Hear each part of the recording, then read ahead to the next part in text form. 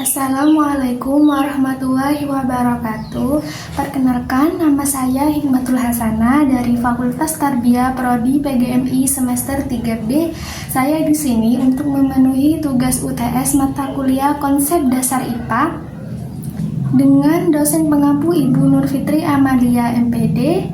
Mata pelajaran yang saya pilih yaitu mata pelajaran IPA atau Ilmu Pengetahuan Alam untuk kelas 4 atau bisa digunakan juga di kelas 5 SD. Jadi, tujuan dari pembelajaran praktikum ini adalah agar peserta didik itu mampu mengamati dan membedakan sifat zat cair berdasarkan capaian pembelajaran di fase B atau C IPA. Siswa diharapkan dapat mengidentifikasi bahwa penambahan garam mengubah sifat dan kerapatan air secara signifikan.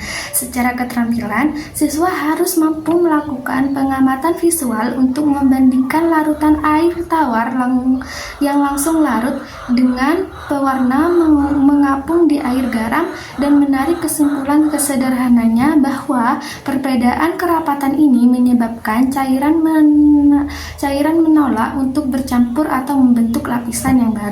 Nah, jadi sekarang kita akan membuat eksperimen air garam versus air tawar. Nah, sekarang untuk bahan-bahannya cukup sederhana, yaitu ada 2 gelas air. Usahakan di tempat yang berbeda agar kita mengetahui dan melihat perbedaannya. Yang kedua yaitu garam, dan yang terakhir ada pewarna makanan. Di sini saya menggunakan pewarna makanan yang warna kuning. Nah, langkah yang pertama, kita tuangkan garam ke salah satu gelas yang berbeda ini ya.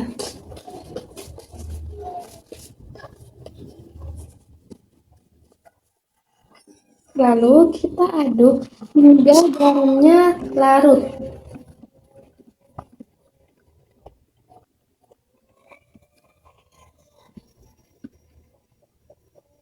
Selanjutnya, kita tuang pewarna makanan ke gelas yang satunya yang tidak tercampur apa-apa, hanya air tawar biasa saja.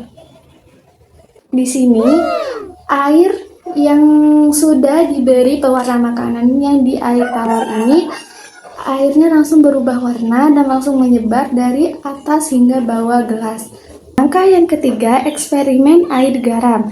Nah, teteskan pewarna makanan ke air yang sudah ada larutan garamnya. Kita lihat nanti dia tidak akan langsung menyebar seperti yang sebelah, tetapi akan berada di atas atau langsung jatuh ke bawah, tidak langsung menyebar jadi satu gelas airnya, pewarnanya. Tuh, dia tidak langsung menyebar dan hanya berada di bawah saja, atau nanti bisa juga ada yang langsung berada di atas atau berada di bawah. Nah, eksperimen hari ini kita langsung berada di bawah. Wow!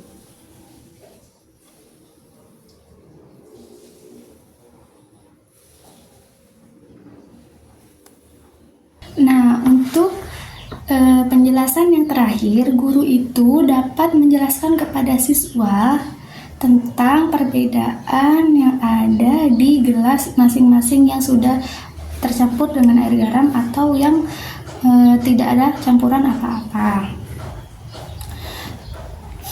Nih, ini perbandingan hasilnya dari yang sudah terkontaminasi dengan air garam dan air tawar biasa aja. Perbedaannya cukup jelas. Yang ada garamnya itu tidak langsung menyebar pewarnanya, hanya berada di bawah saja, sedangkan air tawar biasa dia langsung menyebar sampai ke atas, pewarnanya menjadi satu warna dengan satu airnya ini menjadi berubah warna. Nah, jadi kesimpulannya adalah garam membuat airnya ini lebih berat. Air yang berbeda beratnya atau kerapatannya akan menolak untuk bercampur. Ini adalah prinsip sains yang seru loh.